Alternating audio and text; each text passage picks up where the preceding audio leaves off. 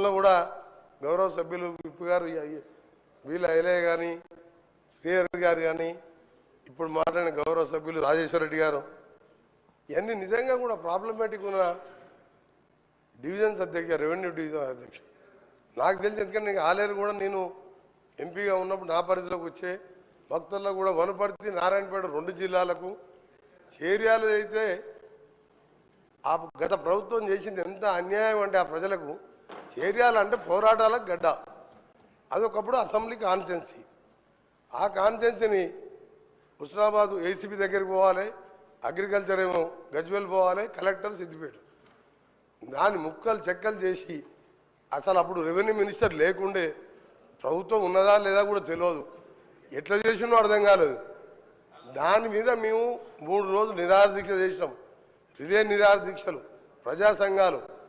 ఈరోజు నేను మంత్రిగా సరే నేను గతంలో దాని గురించి పోరాటం చేసిన అది న్యాయమైన కోరిక. ఆలేరు కానీ చేర్యాలే కానీ భక్తలు కానీ ఇలాంటి 7 ఉన్నాయి. సహచర మంత్రివర్యులు గౌరవనీయులు పొంగులేటి శ్రీనివాసరెడ్డి గారిని వారి ద్వారా ముఖ్యమంత్రి గారు కూడా మేమందరం కూడా యాజ్ ఏ మంత్రిగా నేను మాట్లాడతాను. కానీ సభ్యులు రాజేశ్వర రెడ్డి గారు చెప్పినట్టు ఆ కుమరవెల్లి దేవస్థానంతో పాటు అసలు ఇబ్బందులు కాదు అధ్యక్ష, ప్రజా సమస్యలు వేరు. అసలు ఆర్డీఓ ఆఫీస్ అనేది ముఖ్యం. తర్వాత జేసీ కలెక్టర్ ఎక్కడ తిరగాలి అధ్యక్ష? కామాన పేదవాడు. దీని మీద గౌరవ రెవెన్యూ మినిస్టర్ గారికి రిక్వెస్ట్ చేస్తున్నా యాజ్ ఏ కొలీగ్ మినిస్టర్గా జెన్యున్ కోరికలను కూడా మన సభ్యులైనా ఆ సభ్యులైనా నా రిక్వెస్ట్ అయినా దాని మీద కన్సిడర్ చేయాలని రిక్వెస్ట్ చేస్తున్నాను. ఇంకా రాష్ట్రంలో ఎక్కడెక్కడైనా ఇలాంటివి ఉంటే చేస్తే ప్రజలకు అందుబాటు. 4 మండలాలు కలిసి 10 జిల్లాలు ఉన్నాయి అధ్యక్ష. వనపర్తి 4 మండలాలకే 1 జిల్లా ఉంది. ములుగు 4 మండలాలకే 1 జిల్లా ఉంది. నారాయణపేట 5 మండలాలకే 1 జిల్లా ఉంది. రెవెన్యూ డివిజన్ని 5 మండలాలు ఒక మున్సిపాలిటీ ఉన్నప్పుడు చేస్తానికి దానికి ఏం పెద్ద నష్టం లేదు. సరే పోయిన గవర్నమెంట్ తప్పు చేసింది. మన ప్రజాపాలన నుంచే ఇందిరమ్మ పాలన, మన గవర్నమెంట్ మంచి గవర్నమెంట్ అనే ప్రజలు మనకు పట్టం కట్టిండ్రు. దాని మీద ఆలోచించాలని గౌరవ మంత్రి గారిని రిక్వెస్ట్ చేస్తున్నాం. గౌరవ లక్ష్మణ్ గారు. అధ్యక్ష, మా ధర్మపురి నియోజకవర్గము ప్రపంచంలో ఉన్నటువంటి నలుమూల దగ్గర భక్తులు వేలాది మంది భక్తులు వస్తున్నారు అధ్యక్ష. పెద్ద ఎత్తున రైతాంగానికి రైతు ఆధారితమైనటువంటి 90% ప్రాంతం అంతా అధ్యక్ష. మా ప్రాంతంలో గతంలో ప్రభుత్వంలో ఉన్నటువంటి పెద్దలు రెవెన్యూ డివిజన్ సంబంధించినటువంటి ఆ ప్రాంత ప్రజల యొక్క కోరిక ఎన్నోసార్లు నిరసన, గత ప్రభుత్వంలో ప్రజలు రోడ్లెక్కి ధర్నాలు చేసినారు, నిరసన తెలియజేసినారు. ఆపోజిషన్ నుండి మేము కూడా ఆ ధర్నాలో పాల్గొన్నాం అధ్యక్ష. గౌరవ మంత్రివర్య రెవెన్యూ శాఖ మంత్రివర్యులకు మీ ద్వారా రిక్వెస్ట్ చేస్తున్నా అధ్యక్ష, దయచేసి ఫీజిబిలిటీ అన్ని విధాలా కూడా మా ధర్మపురి ప్రాంతానికి సంబంధించిన రెవెన్యూ డివిజన్కి కొత్తగా ఏర్పడే రెవెన్యూ డివిజన్ కోసం మాకు కూడా అవకాశం ఇవ్వాలని చెప్పి మీ ద్వారా రెవెన్యూ మినిస్టర్ గారికి మనవి చేస్తున్నా అధ్యక్ష. గౌరవ సభ్యులు నాగరాజు గారు. ధన్యవాదాలు అధ్యక్ష. మీ ద్వారా గౌరవ రెవెన్యూ శాఖ మంత్రులు గారిని నేను రిక్వెస్ట్ చేస్తున్నా అధ్యక్ష. అలాగే పెద్దలు మినిస్టర్ కోమటిరెడ్డి వెంకటరెడ్డి సార్ కూడా చెప్పినట్టుగా నా వర్ధనపేట కాన్స్టిట్యున్సీ కూడా పలు విధాల పాపం ప్రజలు ఎక్కడ పోవాలని ఒక్కొక్కసారి నాకే ఫోన్ చేస్తుంటారు. సార్ మేము ఎక్కడ పోవాలి, ఏ ఆఫీస్ పోవాలి, ఏ కలెక్టర్ని కలవాలని. ఈ విధంగా సమస్యలతోని వర్ధనపేట డివిజన్ కూడా, వర్ధనపేట కాన్స్టిట్యున్సీని కూడా అట్లనే చేసిండ్రు అధ్యక్ష. గత ప్రభుత్వం చేసిన అది తుగ్లక్ పాలనన్నా లేక ఏమన్నా చెప్పలేను నేను.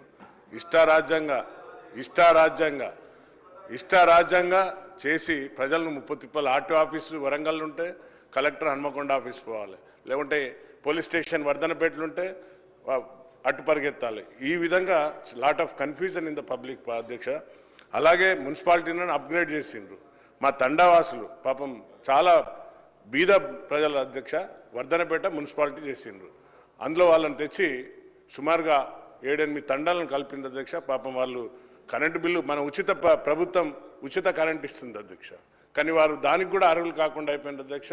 దయచేసి మీ ద్వారా గౌరవ మన మంత్రివర్యులను కోరుకుంటున్న అధ్యక్ష, తండాలను ఆల్రెడీ నేను ముఖ్యమంత్రి గారికి కూడా పత్రం ఇవ్వడం జరిగింది అధ్యక్ష, రిక్వెస్ట్. వారిని కూడా వాళ్ళు మొన్న ఎలక్షన్లో కూడా పార్టిసిపేట్ చేయం, మేము బైకాట్ చేస్తామంటే నేను మాట ఇచ్చిన అధ్యక్ష, నేను తప్పనిసరిగా మీరు నా తండవాసులు, నేను తప్పనిసరిగా ఈ దృష్టికి తీసుకుపోతా సమస్యను. కాబట్టి ఆ మున్సిపాలిటీ నుండి వాళ్ళని తొలగించి పాపం తండవాసులను అన్ని విధాలా ఆదుకోవాలని మీ ద్వారా శ్రీనివాస్ రెడ్డి గారిని కోరుకుంటున్నాను అధ్యక్ష, గౌరవ మంత్రి గారిని. థ్యాంక్ యూ అధ్యక్ష. గౌరవ సభ్యులు మురళీ నాయక్. అధ్యక్ష ధన్యవాదాలు అధ్యక్ష. మాది మహబూబాద్ నియోజకవర్గ అధ్యక్ష. నూతనంగా ఏర్పడినటువంటి ఇన్గుర్తి మండలం 2014లో బీఆర్ఎస్ ప్రభుత్వం అధికారంలోకి వచ్చిన తర్వాత మండలం చేస్తామని చెప్పేసి మాట ఇవ్వడం జరిగింది అధ్యక్ష. కాలయాపన చేసి మళ్ళీ 2018 ఎలక్షన్లో కూడా మమ్మల్ని గెలిపించండి మీకు మండలం చేస్తామని చెప్పి మళ్ళీ తిరిగి వాగ్దానం తీసుకొని మరొక్కసారి అక్కడ ఉన్నటువంటి శాసనసభ్యుడు గెలవడం జరిగింది అధ్యక్ష. కానీ ఇన్గుర్తి మండలానికి మొండి చెయ్యి అయింది అధ్యక్ష. మళ్ళీ 2023లో ఓడిపోతున్నామని తెలిసి హుటాహుటిన ఒక 3 నెలల ముందే ఇన్గుర్తి మండలం చేస్తామని చెప్పి ప్రకటించడం జరిగింది అధ్యక్ష. అదే మండలాన్ని కనుక ముందే ఏర్పాటు చేసి ఉంటే అక్కడ ఉన్నటువంటి ప్రభుత్వ కార్యాలయాలు పరిపాలన సౌలభ్యం ఉండేది అధ్యక్ష. అందుకే మహబూబాద్ ప్రజల తరఫున మీకు ఒకటే కోరుతున్నాను అధ్యక్ష, గౌరవ ముఖ్యమంత్రి వర్యులు రేవంత్ రెడ్డి గారికి, అదేవిధంగా ముఖ్యమంత్రి సలహాదారులు వేం నరేందర్ రెడ్డి గారి ద్వారా మన రెవెన్యూ శాఖ మంత్రులు పొంగులేటి శ్రీనివాస్ రెడ్డి గారికి తెలియజేస్తున్నటువంటి పరిపాలన సౌలభ్యం కొరకు అక్కడ ఎంపీడీ ఆఫీసు, అదేవిధంగా ఎంఆర్ ఆఫీస్తో పాటు పోలీస్ స్టేషన్ కూడా నిర్మించాలని చెప్పేసి మీకు తెలియజేస్తున్నాను అధ్యక్ష. ముఖ్యంగా మన రవాణా శాఖ మంత్రులు పొన్నం ప్రభాకర్ గారికి తెలియజేసింది ఒకటి అధ్యక్ష, గతంలో నేను ఒక రిప్రజెంటేషన్ ఇవ్వడం జరిగింది. గూడూరు మండలంలో అది కేవలం గిరిజన ప్రాంతం, అక్కడ భూపతిపేట గ్రామంలో నేషనల్ హైవే 365 రాకముందే భూపతిపేట గ్రామంలోనే ఒక బస్ స్టాండ్ ఉండేది అధ్యక్ష.